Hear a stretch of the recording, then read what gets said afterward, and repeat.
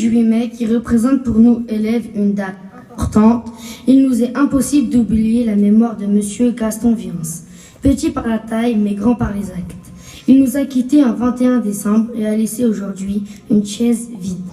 Qui lui avait l'habitude d'être parmi nous en cette journée, il a tant lutté pour la liberté et la démocratie au péril de sa vie.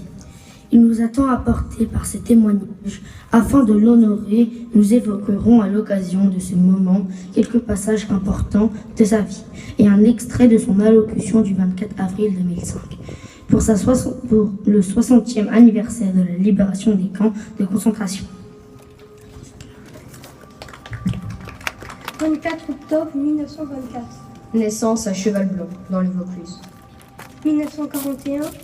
1941-1942.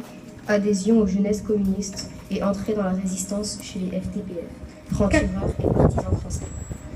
14 juillet 1943. Arrestation par la gendarmerie française.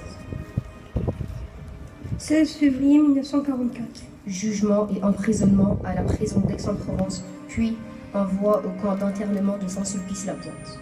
30 juillet 1944. Déportation au camp de Buchenwald. Matricule 6 9 2 9 5. 11 avril 1945. Libération du camp par les déportés et arrivée de l'armée américaine. 19 avril 1945. Gaston Viance fait partie des déportés, jurant sur la place du camp de Buchenwald qu'ils avaient libéré et de lutter sans relâche pour la construction d'un monde nouveau de paix et de liberté. Serment de Buchenwald. 1er mai 1945. Retour à Savigny de Provence, où il travaille comme ouvrier agricole, puis maçon et chauffeur de poids lourd. Militantisme au Parti communiste français, PCF. 18 décembre 1954. Mariage à Paris avec Yann Viance. 21 mars 1965. Première élection comme maire d'Orly succédant à François Boisdron. 1967 à 1970.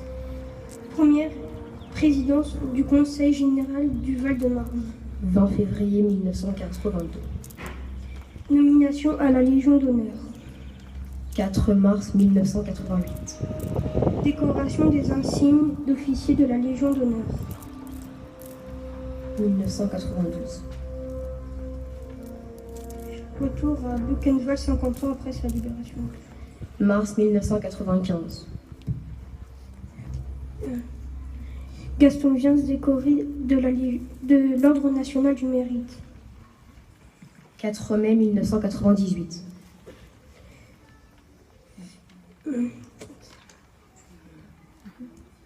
21 décembre 2015.